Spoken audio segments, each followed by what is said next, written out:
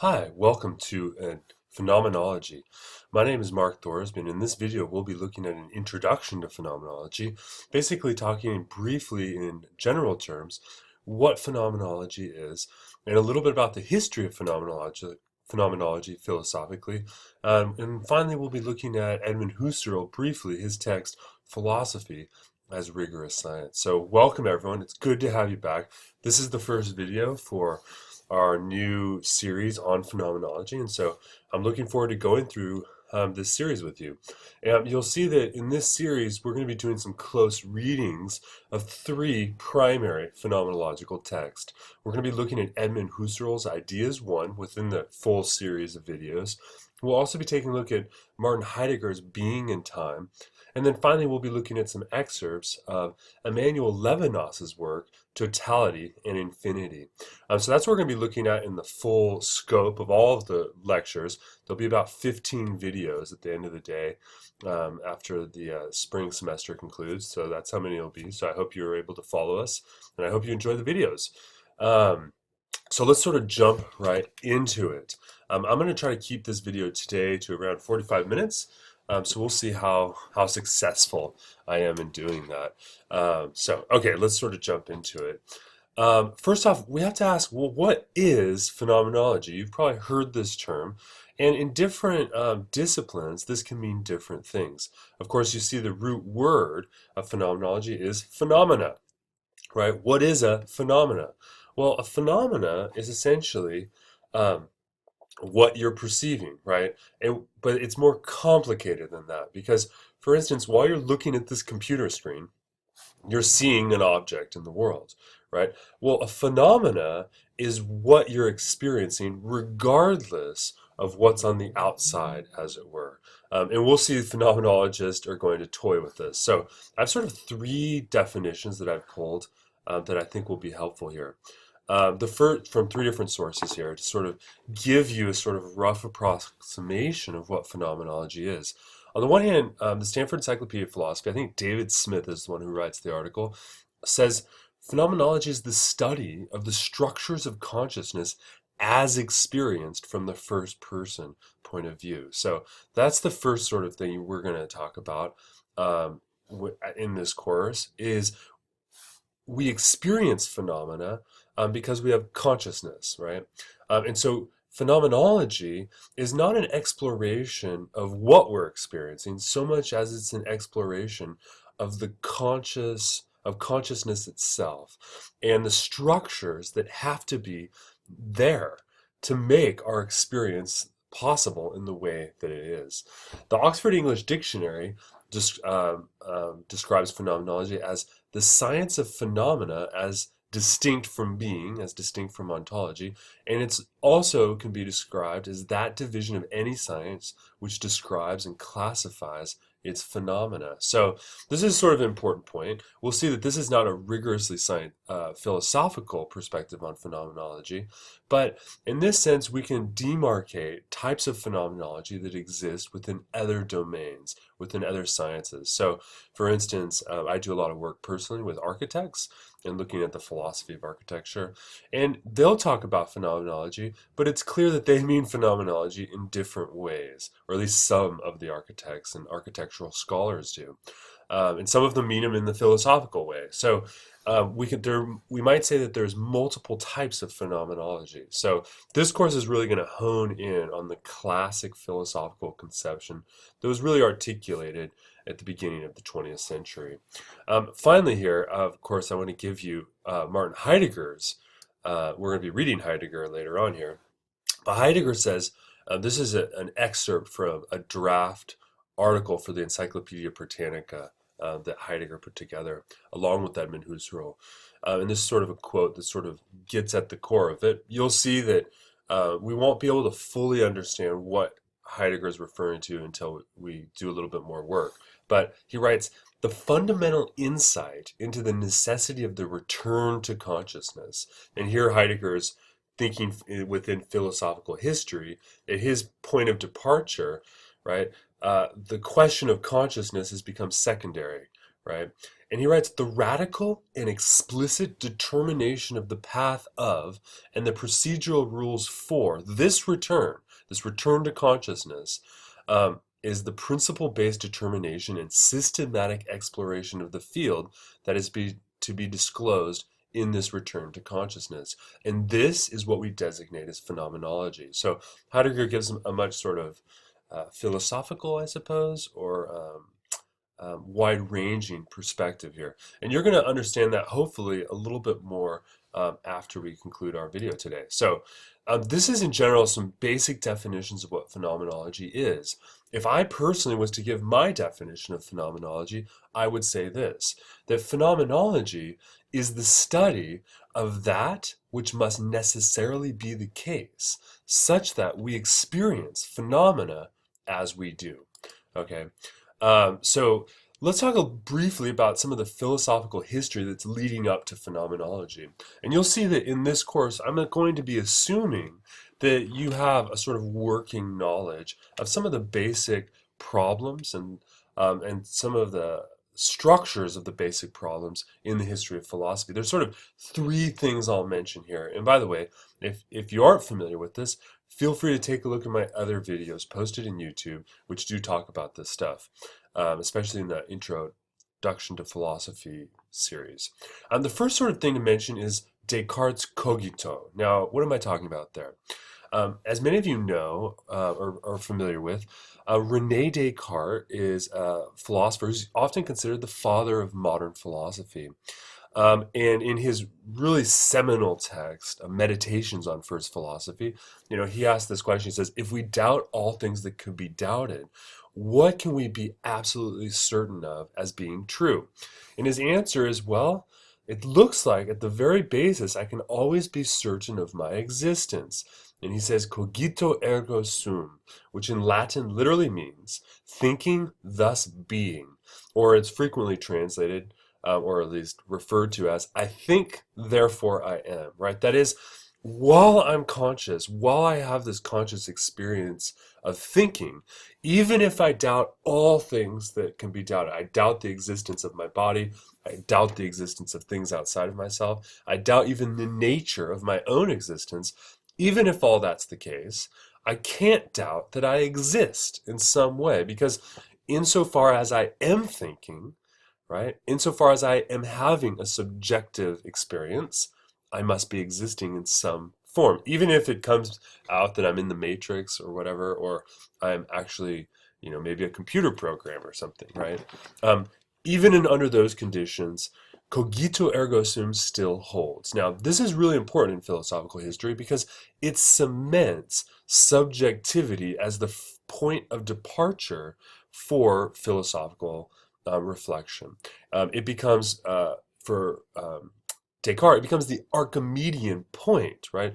The point of view from everywhere that's absolutely certain. And this is really quite pivotal because you're going to see that in many ways, phenomenology is going to, Husserl is going to say bracket, we're going to ignore whether or not what we're experiencing is real and just investigate the features that make consciousness as it is, that make our subjective experience possible.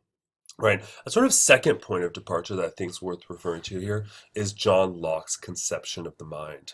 Now, John Locke's conception of the mind, now I'm not going to go into too much detail here, but his conception of the mind begins in this sort of Cartesian worldview that begins with the certainty of the subjective experience. And the question is, how can we be certain of our objective beliefs about the world? And he sort of says, John Locke says, well, okay, whenever I'm experiencing something, so let me give you an example. Here's a pen or a highlighter, right? Right now I'm looking at the highlighter, right? So what's actually happening? Well, John Locke says there's two movements in the experience. The first movement is from the object to my eye, right? So using contemporary light science, we'd say that light waves are flying into my eyeball, as it were. And then I have an organ. This is what my eye is. It's a sense organ. Oops, I don't know what this thing is doing. I have a sense organ, and then somehow the sense organ is then sending information to my brain, but ultimately to my mind. And then my mind is creating an image. It's representing the experience of this, right? So my experience is, as it were, separate from the object itself. So he says, so John Locke says there's two movements. There's the first movement from the pen to my eye, and the second movement is from my eye to what John Locke calls my mind's eye, right? Now, this is true for all of our senses. So everything we're experiencing, whether it's tactile, touch, whether it's audible, hearing, whether it's sight, taste, etc., no matter what, or smell, right? That's the last one. No matter what my sense is, all of my organs operate on this first movement, second movement schema, right? So the question John Locke asks is, well, how can I be certain that what I'm experiencing in my mind's eye actually accurately represents the object in the world? And the answer is, you can't. It's impossible to know, right? Because you can never, as it were, like pull yourself out of yourself to check, to verify whether or not your subjective experience, whether the phenomena of the pen really accords with the pen outside of my mind, the objective pen. You'll see here that we're using these terminology of subjective and objective. We're going to see eventually the phenomenologists attack this distinction, but it's a helpful way to begin to understand where the point of departure for phenomenology begins. You'll also probably be familiar with John Locke makes a distinction between primary qualities in perception and secondary qualities, right? A primary quality seems to be something that adheres within the object itself, right? So like solidity, the solidness of the pen. Even though I can't be certain that my experience of the pen's solidness is accurate, I do know that if the pen didn't have that experience along with it, right? If it was liquid, then it couldn't be a pen, right? Because it would just, drip up on the floor here, or the desk. So what does that mean? It means that primary quality, so we have lots of different experiences and perceptions of objects. Our primary, the experiences that we say are primary are ones which are necessary for the experience to exist at all. Secondary qualities seem to be subjective by contrast. So for instance, the color of the pen, right? If you're familiar with light science, you'll know that strictly speaking, the pen is not yellow, right? The pen is actually every other color but yellow. In fact, it's not any color, right? Because what happens is the light wave goes in and it absorbs some frequencies of the light, and then it refracts out another spectrum of light, and that's the yellow. So quite literally, the yellowness is not there. And of course, you've probably asked when you were a kid, how can I know that my perception of yellow is the same as your perception of yellow? The answer, we can't. So what does that mean? It means that a lot of the experiences we're having in John Locke's perspective about the world are actually provided by the mind, right? Another important philosopher here will be David Hume and David Hume's empiricism. And in many ways, we'll see Husserl recognizes that David Hume takes the first steps towards a phenomenology.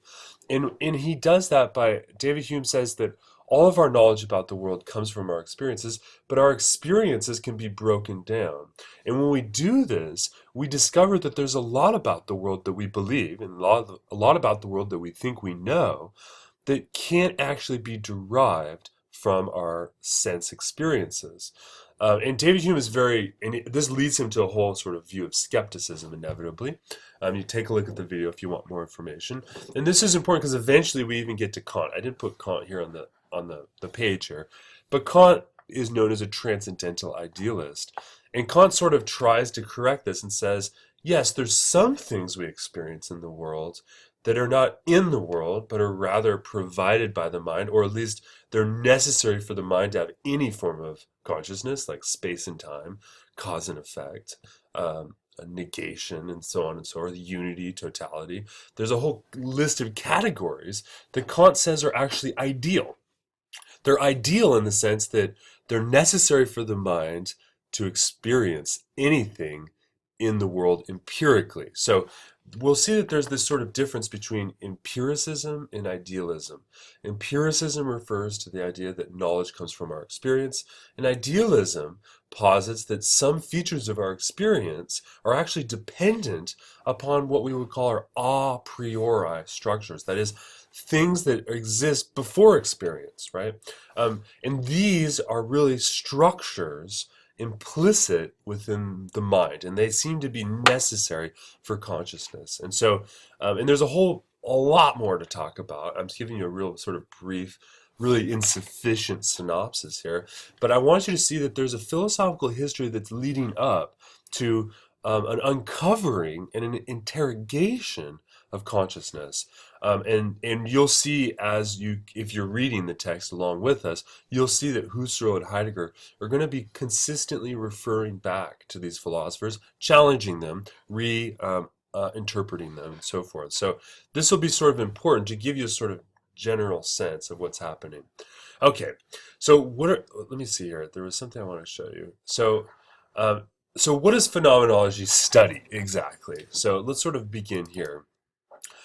As we began in the beginning of the video here, we saw that David Smith argued that phenomenology is the study of the structures of our necessary for consciousness in our first personal experience of the world. So what does this mean? It means we all have a first person experience, right?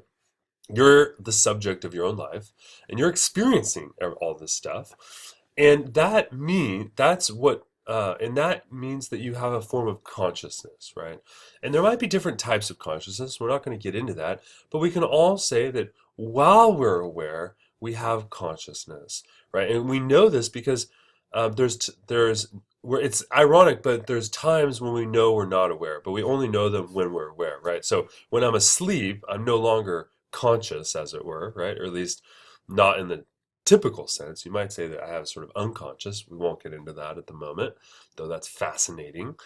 But that when I wake up the next day, I become conscious, and then because there's, as it were, a time delay in between the last time I was conscious, I can recognize that I can also be unconscious. So what is consciousness? And I'm going to sort of jump to some of the things we're going to talk about a lot later. Jump to what do I want to say here? To the sort of heart of the matter, is the first sort of thing you should recognize about consciousness is that consciousness always has a directionality. That is, I'm always only conscious of something. I can never be conscious of everything or nothing, right? Because if I'm conscious of nothing, then that's unconsciousness. But if I'm conscious of everything, well, the problem is I can never, that's not how consciousness works. So if I describe my consciousness, what I notice is that my consciousness sort of jumps around. And it's not confined to a space or even time, right? So I can direct my consciousness to you, right? Hopefully right now you're listening to this video, so your consciousness is directed towards the words I'm saying and to the meaning behind my words, right? But maybe someone walks in while you're watching the video, suddenly you'll look around, and your consciousness will be redirected. And when your consciousness goes this way, no longer will this be in the fore of your consciousness. So consciousness is sort of moving around. There's a directionality to it, and that's always there for consciousness. So that reveals something necessary, a necessary feature about consciousness. So I gave this picture of this, right? So in the picture, there's this guy climbing up on this hill or whatever, this mountain. So it looks like you can, on the one hand, you can say that he looks like he's conscious of the top, but let's ignore him. Or maybe it's a her, I don't know. But think about the photo. When I point my pointer here, I'm directing your consciousness towards the image of the person. When I point my pointer up here, your consciousness is redirected. So notice this directionality of consciousness. This will become the principal feature of consciousness that phenomenology will take as its point of departure for the analysis of phenomena. And this is known as intentionality. We're going to talk a lot about this in the next couple of videos, and we'll even see Husserl refer to it here. But I want to get it out right now that this is the first sort of thing to recognize. And also to recognize that when we describe our experience of phenomena, we will always describe it in terms of intentionality, in terms of this sort of directionality. So that's going to be sort of a sort of jumping off point that'll be important for us. I have a couple quotes here that I want to sort of show you. Now, we're going to be studying first and foremost the person who's usually considered undisputably as the founder or the father of phenomenology, and that's Edmund Husserl. David Smith says, with regard to classic Husserlian phenomenology, that our experience is directed towards, it represents or intends, this is the notion of intentionality, things only through particular concepts, thoughts, ideas, images, etc. So what does that mean here? It means that in a classic sort of sense, my experience, my directionality of experience is mediated by, if you will, a worldview, a framework that's already there and available to me. Right? And that these make up the meaning or the content of a given experience and are distinct from the things they present or mean. So notice, for instance, that when you walk into, let's say, a cathedral, right, and during a church service or something, if you walk into a cathedral, as you comport yourself and you look up perhaps at the crucifix, and I'm thinking like a Catholic cathedral, or you look over and you see a person praying, or you look over at the candles, or whatever, right? As you're looking through all of this stuff, you're comporting yourself, you're understanding what you're seeing based upon a pre-schema that you're not thinking about, right? You're already familiar with what religion is. So right, when you see the candles, you're not thinking that those are there so people can write letters or something, right? You're already aware of what you're seeing. So you can begin to see here that our experience is actually quite complex. That we experience the world to an already given set of parameters and understandings. And where do these come from? They come from a lot of different places. On the one hand, we can talk about the transcendental, and the transcendental would be the necessary structures of our experience that as it were, that are pure in a certain sense. We'll see Husserl using that terminology. But we also have, if you will, we also have a whole set of experiences from our past that are really compounding and unifying our meaning of the experience. Okay, so this is sort of, I'm just trying to give you some tasters of what's happening. So here's another quote from Heidegger. It's from that same article that I mentioned before. Let me see if I can zoom in so you can read it a little bit bigger. Right? He says, therefore, the return to consciousness, which every philosophy seeks with varying degrees of certitude and clarity, reaches back beyond the region of the pure mental into the field of pure subjectivity. Right? So this is what we're going to be talking about here. And because the being of everything that can be experienced by the subject in various ways, right, the transcendent in the broadest sense, is constituted in this pure subjectivity. Pure subjectivity is called transcendental subjectivity. So Heidegger here is trying to say, notice that everything that you experience is existing in the world. So imagine maybe you have a dog, and when your dog jumps on you, the dog you experience as a being in the world. But every experience of being is always constituted as a phenomena in consciousness, right? And this sort of and this is what we mean by transcendental. So pure psychology as a positive science of consciousness points back to the transcendental science of pure subjectivity. The latter is the realization of the idea of phenomenology as scientific philosophy. And we're going to see later in this video here, Husserl really exploring this question of what it means for philosophy to be a science. And of course, he's going to argue that philosophy is not yet a science, but that it can be a science. But in order for it to be a science, we have to first understand what this transcendental pure subjectivity is. Because how can the philosopher give us a credible answer of what the meaning of something is if we don't already understand rigorously what the features in the of the structure of consciousness are that make it possible, right? Because whatever the laws are that limit consciousness will, by default, limit our conceptions of being as well. So conversely, only the transcendental science of consciousness provides full insight, Heidegger argues, into the essence of pure psychology, its basic functions, and the conditions of its possibility. One of the things we're going to talk about in today's video is the question of psychology, because psychologists are also studying consciousness to varying degrees. But we're going to see here that Husserl is going to argue that a psychologist and an empirical psychologist, the type of psychology you would learn if you took a psychology class in college, right? This form of psychology does not actually lay out and investigate the transcendental. Why? Because it's bound to the empirical, right? Transcendental subjectivity concerns the ideals. Remember, we made this distinction between uh, idealism and empiricism, right? So transcendental subjectivity first has to understand the laws that govern um, the transcendent and the ideal before we can actually do any sort of empirical work. So as it were, Heideggers are going to be arguing here that and Husserl as well, although psychology and philosophy get very close together, ultimately the philosophical investigation of consciousness precedes logically the investigation of psychology at an empirical level.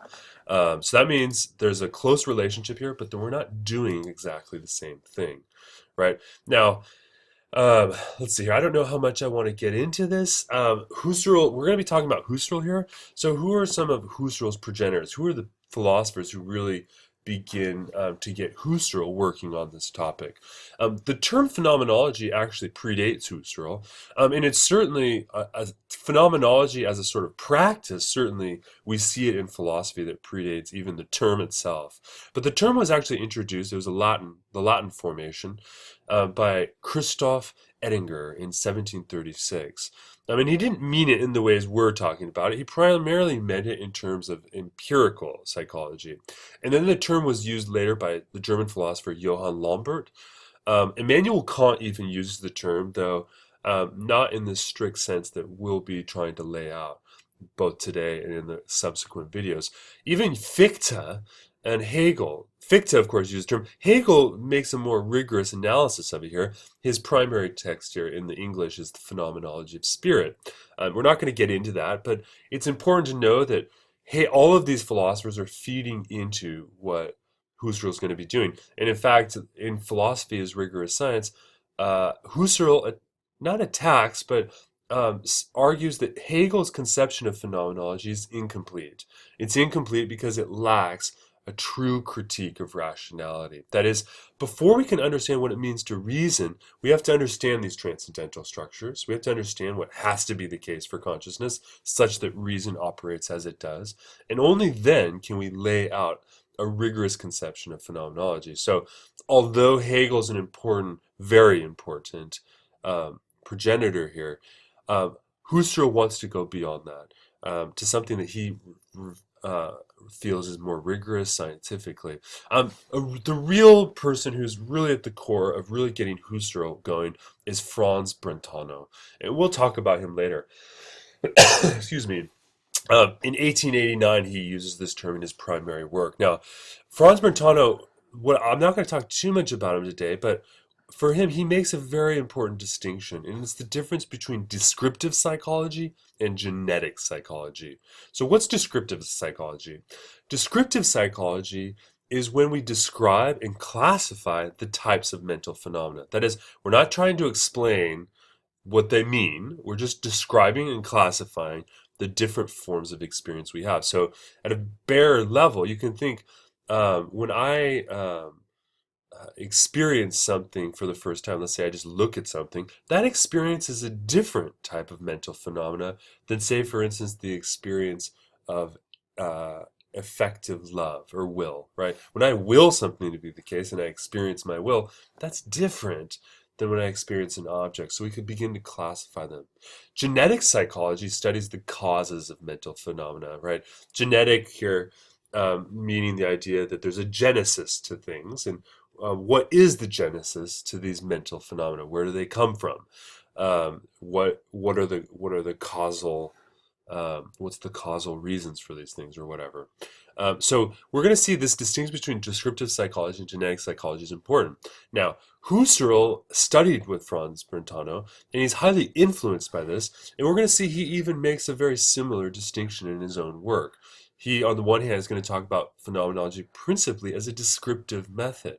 But in his later work, and we're not going to be looking at this in too much depth in this series, but he also talks about genetic phenomenology too. So there's this interesting distinction that he's picking up from Brentano. Now, Husserl doesn't want to do what Brentano's doing. He doesn't think that Brentano ultimately is as rigorous as he could be, and ultimately his work requires a deeper transcendental investigation, and that's of course what Husserl is up to. Okay, so but Brentano is really important because he's really the first person to articulate the thesis of directed intentionality. Remember, directed intention, that means the directionality of consciousness. And so he's really quite important for really being the first person to bring that into the fore. Okay, so one thing I want to mention is from the Encyclopedia of Britannica, there's a discussion that there's really different types of phenomenology. And so I just wanted to list these for you, just at the outset, since this is an introduction to phenomenology video. What are some of the different types of phenomenology possible? Now, on the one hand, I personally would say there might be a different phenomenology for every phenomenologist. But of course, and we'll see that the different phenomenologists take phenomenology to different ways and to different heights philosophically. So, but how might we describe this? The one hand would be transcendental constitutive phenomenology. And this is the type of phenomenology that I've essentially been describing. And this is the phenomenology that studies how objects are constituted in pure or transcendental consciousness, right? So when I see the pen, right, how is this object constituted in my experience, how is this object constituted in my experience, and what sorts of transcendental features and laws and structures are required to make that possible, right? Notice that, for instance, when I look at the pen, my experience of the pen, even though I'm only seeing one face of it, I experience the pen as a three-dimensional object, which means what? It means that my experience is dependent upon more than just my visual perception of things, right? It's dependent upon memoric properties, right? In adumbrations, where I essentially, as I turn the pen around, there must be features in transcendental consciousness which enable me to combine all these different atomic experiences into a constitutive whole. So I only experience the object as one thing that's round, even though I can't see the backside. You can see the backside, but I can't. And yet we experience it. So you can see here there's these interesting puzzles that we're going to be discussing. Now, naturalistic constitutive phenomenology, this is doing something similar, but this is trying to understand how consciousness takes in the world of nature and what it means for the natural to exist in terms of our experience of the world. There's existential phenomenology, which studies concrete human experience and concrete forms of human existence in consciousness. Here, for instance, I would classify someone like Jean-Paul Sartre. There's generative historicist phenomenology, which is fascinating. Oops, sorry, there's a little typo there. It studies how meaning is generated in historical processes of collective experience over time. So, for instance, you may be familiar recently, there's been a lot of protests in the Black Lives Matter movement, right? And here you can imagine that, for instance, what does it mean to experience yourself as a part of a group, as a racial group or a religious group or some other group?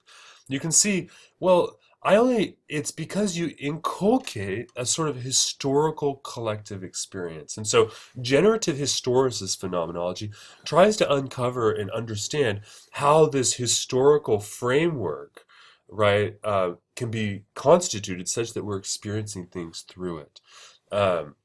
For instance, I just recently watched a This American Life. It's a great podcast in which they were interviewing a gentleman who his mother was white, his father was black, but his mother never told anyone, and so he grew up as a white person. And he was talking about the idea that he sort of is in between, right? Because on the one hand, he feels most comfortable in white culture, as it were, but everyone expects that he's a part of black culture, and I think it's sort of interesting to think here that this is his sort of kind of some sort of kind of, I guess, isolation or something, or his unsettled sort of identity. It relates to a sort of notion of generative historicism, and so how our history can generate types of experience. Genetic phenomenology studies the genesis for the meanings of things. And for instance, genetic phenomenology tends to focus on how the community, right, plays a contributing role in our perception of the world. Hermeneutic phenomenology studies interpretive structures of experience.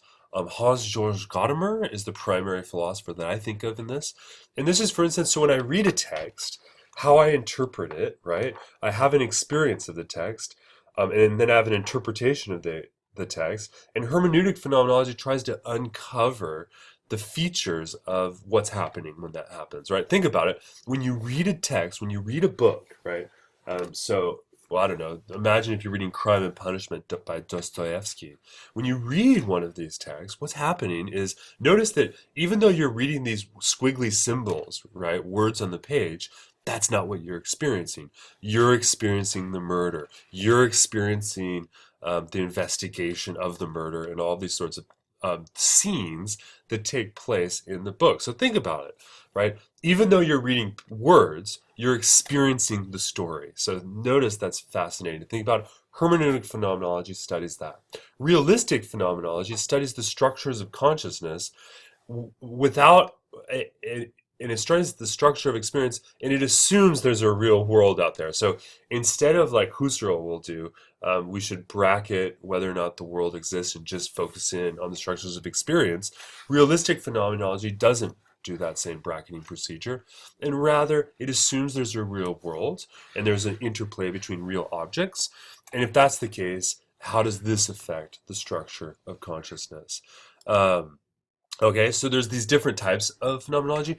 Principally in this class, we're going to be looking at transcendental constitutive phenomenology, but we're going to touch upon all these. Also, we'll look at existential phenomenology and maybe a little bit of genetic phenomenology as we go through the course, the series here. So what I want to do now is move to talk a little bit about who Edmund Husserl is. I'm going to stop this. I'm going to break this video up into two parts. And I'll be starting right here in the second part of the video. So we'll see you guys in just a moment on the second video.